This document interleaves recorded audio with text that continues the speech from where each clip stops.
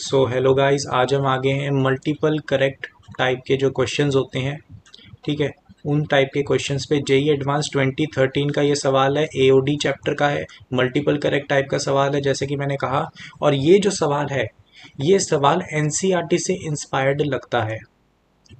Clear है, NCERT के सवालों से ये काफ़ी हद तक मैच करता है। इसमें थोड़ा सा एक अच्छी बात है, वो मैं आपको क्वेश्चन करते करते समझा दूंगा। बाकी इसीलिए मैंने आपको बोला था कि एओडी के जो सवाल हैं एनसीईआरटी के, उनको ज़रूर से कर लेना, ताकि आपको अगर ये जेईई एडवांस में आता है फिर से, तो रिकॉग्नाइज हो जाए कि हाँ ये एनसीईआरटी का सवाल है। देखा देखा सवाल जल्दी हो जाता है जेईई एडवांस जैसे मुश्किल पेपर पे। ठीक है, तो देखो यहाँ पर हमें कहा क्या है, a rectangular sheet of fixed parameter. ठीक है, तो देख सकते हो तुम, पेरीमीटर जो है हमारा फिक्स्ड है।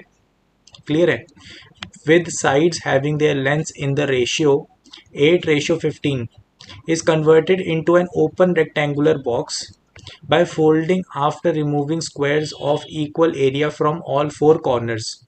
If the total area of removed squares is 100, the resulting box has maximum volume, then the lengths of the sides of the rectangular sheet are। तो मैं इसको थोड़ा सा टाइम लगा के आपको समझा देता हूँ ज्योमेट्री कैसी सी है, क्या सवाल बोल रहा है। तो देखो यहाँ पर हमें कहा क्या है, एक रेक्टेंगुलर शीट है। क्लियर है, तो एक रेक्टेंगुलर शीट है। लेट से यहाँ पर मैंने एक रेक्टेंगुलर शीट बना दी। तो यहाँ पर बात क्या कहा हुआ है कि इसके जो लेंथ और ब्रेथ है, ठीक है, आप लेट से यहाँ पर हमने इसकी लेंथ बना दी। ठीक है, ये इसकी लेंथ है। ठीक है, उसको मैं मान लेता हूँ 15x। ठीक है, तो रेशियो के हिसाब से जो उसकी ब्रेथ है, ठीक है, जो ब्रेथ है वो क्या हो जाएगा, 8x। क्लियर है, तो ये 8x आ गया। ठीक है, अब ये जब हमारे पास आ गया, इन्होंने बोला है कि इसको हमने कन्वर्ट करा है into an open rectangular box by folding after removing squares of equal area from all four corners. तो उन्होंने क्या कहा कि हमने क्या करा है ना, जो ये चार कॉर्नर्स हैं इनमें जो स्क्वायर्स हैं वो हमने रिमूव कर दिए। ठीक है, यहाँ से भी रिमूव कर दिया, यहाँ से भी रिमूव कर दिया। ठीक है, यहाँ से भी रिमूव कर दिया स्क्वायर को, और यहाँ से भी एक स्क्वायर रिमूव कर दिया। सारे स्क्वायर का एरिया इक्वल है, इसका मतलब सबकी लेंथ भी इक्वल है। लेट से ये जो लेंथ है ये y है। क्लियर है, ये जो लेंथ है ये y है। ठीक है, तो लेंथ तो हमने पता कर ली कि ये y हो गई। इन्होंने बोला है कि एक ओपन रेक्टेंगुलर बॉक्स बन गया है इनको रिमूव करने के बाद। अब वो मैं बताता हूँ कैसे बना। तो यहाँ पर मैं क्या करता हूँ, थोड़ी लाइनें बनाता हूँ। यहाँ से इसके इस पॉइंट से मैं इस पॉइंट को ज्वाइन कर लेता हूँ, है ना। तो यहाँ पे मैं dot dot dot dot line बना रहा हूँ, और वैसे ही मैं इस पॉइंट को और इस पॉइंट को ज्वाइन कर दूँ तो क्या बनेगा, एक और लाइन।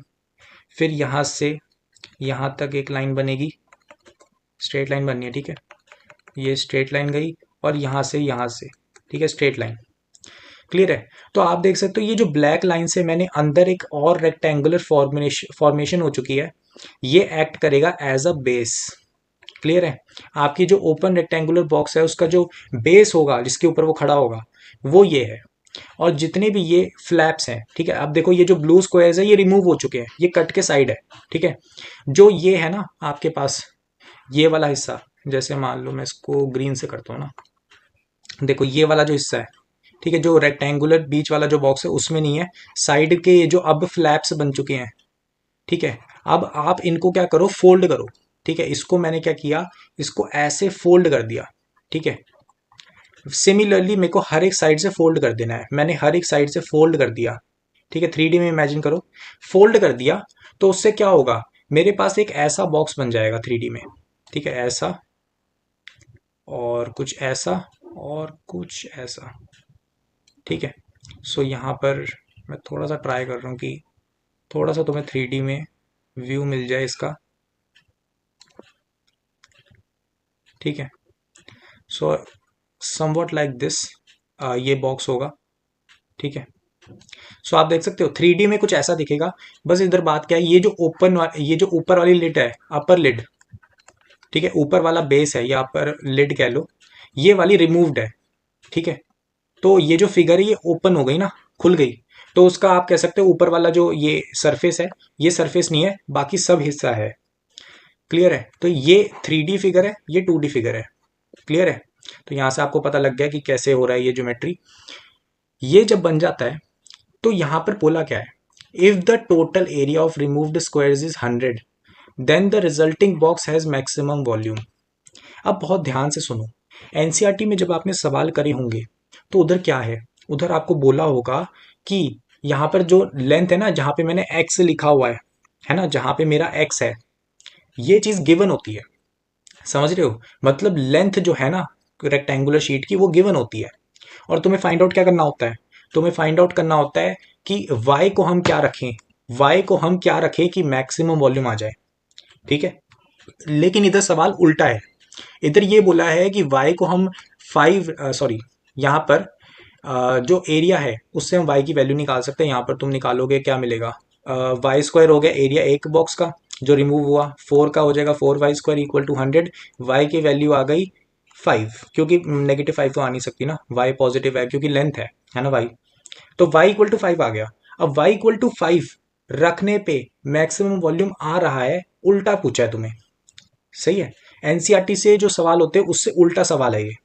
ठीक है, उधर तुम्हें क्या गिवन होता है, एनसीईआरटी में तुम्हें जो गिवन होता है वो क्या होता है, तुम्हें तुम कह सकते हो लेंथ गिवन होती है, और तुम्हें पूछा क्या होता है, तुम्हें फाइंड क्या करना होता है, वाई। ठीक है, वाई वाली जो लेंथ है ना जिसपे मैक्सिमम वॉल्यूम आएगा वो तुम्हें फाइंड आउट करना होता है। लेकिन जो ये जेई एडवांस का सवाल आया है वो क्या है कि आपको गिवन है, ठीक है, गिवन है वाई, लेकिन आपको फाइंड क्या करना है, लेंथ फाइंड आउट करनी है। क्लियर है, उल्टा सवाल है। ठीक है, तो अब आप समझ गए सवाल क्या है। अब देखो सबसे पहले तो हमें करना क्या है, वॉल्यूम लिखना पड़ेगा, वॉल्यूम। ठीक है, वॉल्यूम। तो देखो वॉल्यूम कैसे लिखेंगे, वॉल्यूम लिखने के लिए हमें क्या चाहिए, लेंथ ब्रेथ और हाइट, क्योंकि ये रेक्टेंगुलर बॉक्स है तो length into breadth into height.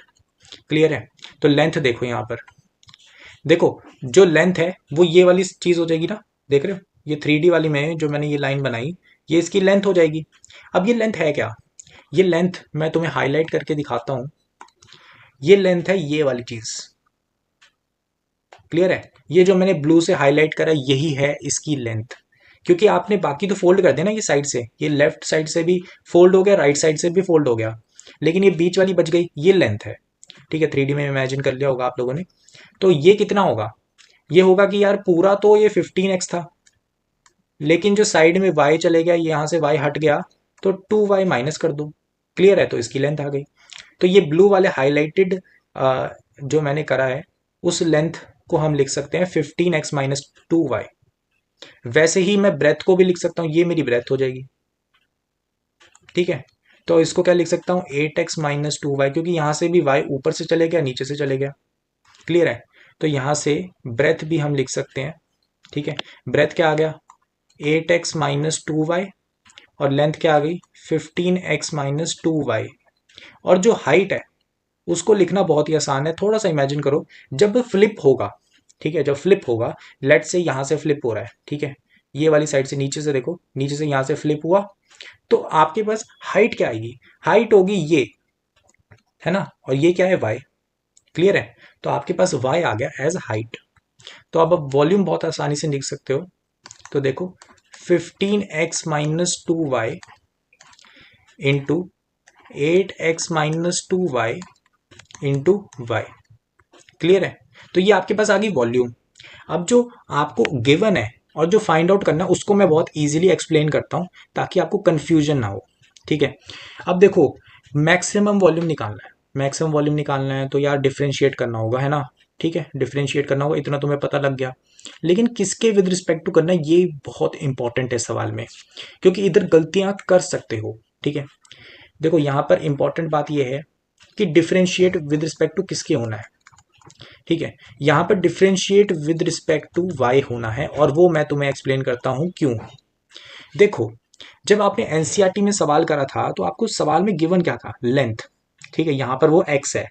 Clear है, आपको एक्स गिवन होता था एनसीईआरटी में, और आपको बोलते थे ऐसा वाई बता दो जिधर मैक्सिमम वॉल्यूम निकले। तो आप इस सवाल को कैसे करते थे, जब एनसीईआरटी में ये सवाल आता था तो कैसे करोगे, तो आपको पेरीमीटर, आपको वॉल्यूम जब आप लिखोगे तो वो as a function of y होगा। क्लियर है? Volume as a function of y होगा और फिर उसके बाद तुम क्या करोगे, उसको डिफ्रेंशिएट करोगे, मतलब डी बाई डी वाई करोगे, उसको जीरो रखोगे और वाई की कोई वैल्यू निकालोगे। क्लियर है? वाई की कोई वैल्यू निकालोगे और तुम बोलोगे इस पे मैक्सिमम वैल्यू है। अब तुम्हें उल्टा पूछा है, तुम्हें बोला है कि भाई d by d y equal to zero रखने पे मुझे वाई की कोई वैल्यू मिली, अब बताओ कि उसकी लेंथ क्या थी। ठीक है, ये चीज बोली है। तो इस क्वेश्चन में तुम क्या करोगे, ये तुम्हारा v हो गया, तो dv बाई डी वाई करने के बाद तुम क्या करोगे, हाँ, y को dv बाई डी वाई को जीरो रखने के बाद तुम y की वैल्यू 5 रख दोगे। क्लियर है? ये चीज जब तुम रखोगे फिर जाकर इसको सॉल्व करने के बाद तुम्हें क्या मिलेगा, x की वैल्यू मिल जाएगी। क्लियर है? ये चीज अगर तुम समझ गए तो तुम बिल्कुल स्कोर समझ चुके हो ऐसी वर्ड प्रॉब्लम का। ठीक है, ये वर्ड प्रॉब्लम अगर तुम्हें बोर्ड्स में भी आ गई ना, तब भी तुम लॉजिक लगा के कर लोगे अब। ठीक है, तो ये लॉजिक समझने के बाद अब हम बहुत इजीली सवाल को कर सकते हैं, डी बाई डी वाई कर दो, डी बाई डी वाई। ठीक है, ध्यान रखना x जो है ना हमारा डिफाइंड है, फिक्स्ड है। ठीक है, यहाँ पर क्वेश्चन में भी ये बहुत अच्छे से लिखा हुआ है कि फिक्स्ड पेरीमीटर है। ठीक है, तो x की वैल्यू फिक्स्ड है। ठीक है, तो डी बाई डी वाई करने पे x एक कांस्टेंट की तरह ट्रीट होगा। क्लियर है? तो यहां पर हमारे पास क्या आ जाएगा, पहले एक चीज शॉर्टकट बता दूं भाई।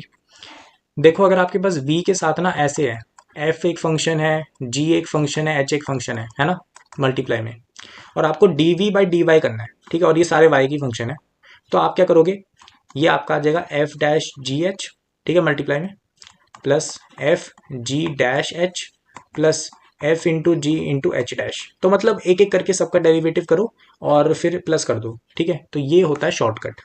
ठीक है, ये है प्रोडक्ट रूल का शॉर्टकट। ठीक है, तुम इसको ये भी कह सकते हो जनरलाइज्ड प्रोडक्ट रूल।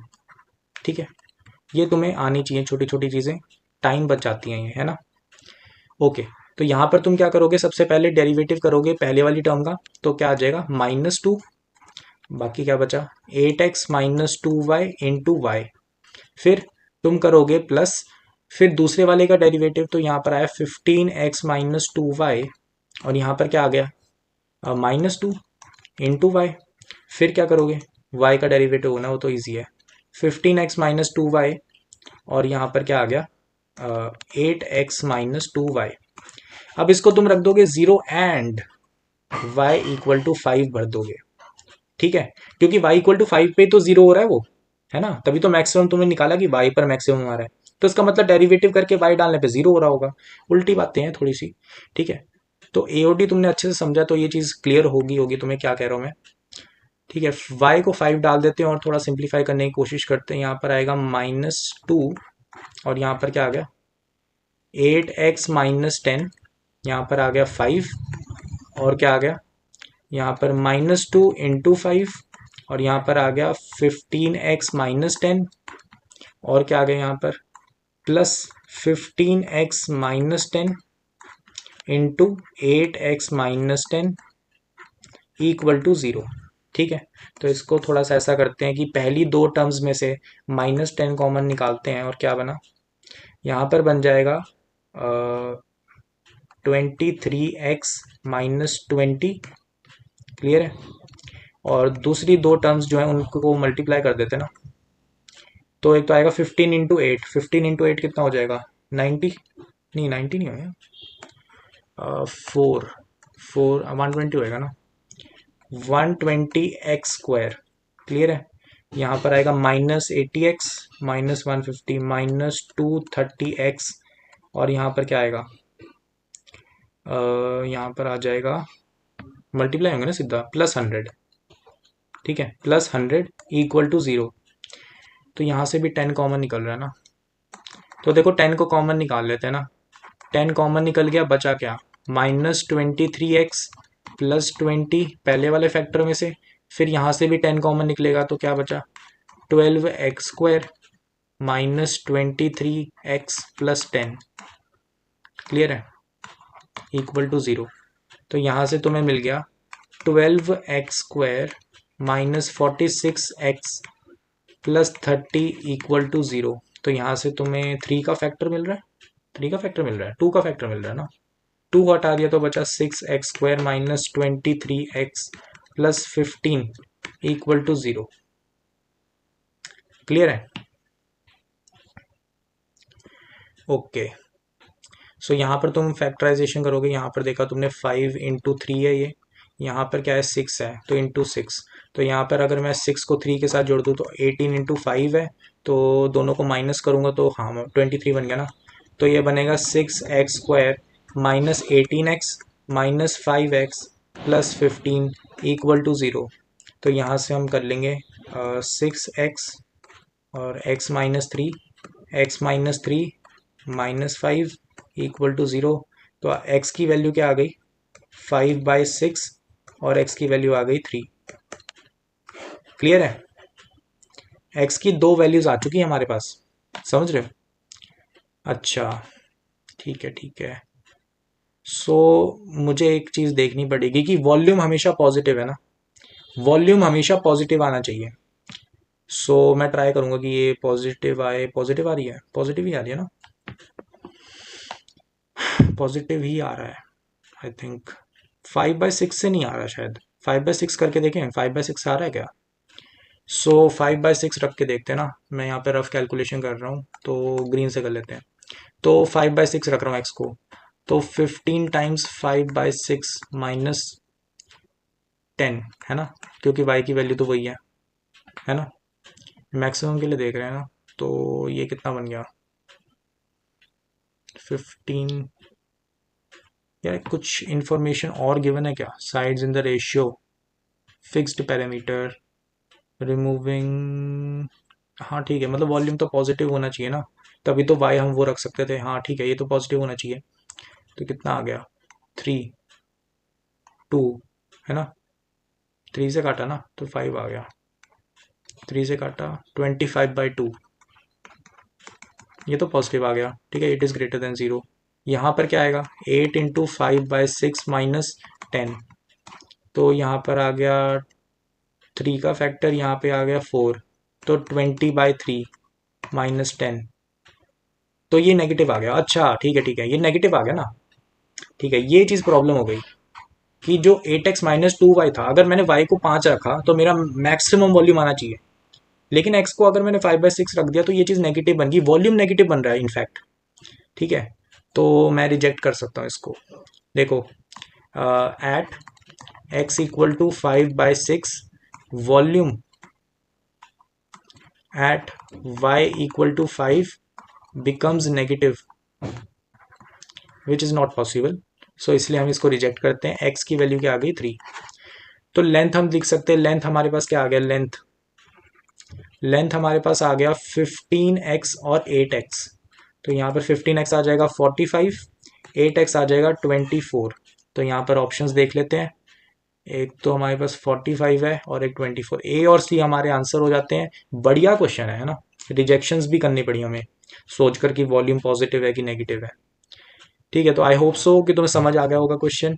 इस टाइप के क्वेश्चंस भाई एनसीईआरटी से एक बार कवर अप कर लेना, ताकि तुम सेफर साइड पे हो जाओ कि कम से कम अगर ये सवाल तुम्हें कभी भी एग्जाम में देखने को मिले तो तुम कर लो। ठीक है, चाहे वो बोर्ड्स हो, जेई मेंस हो, जेई एडवांस हो।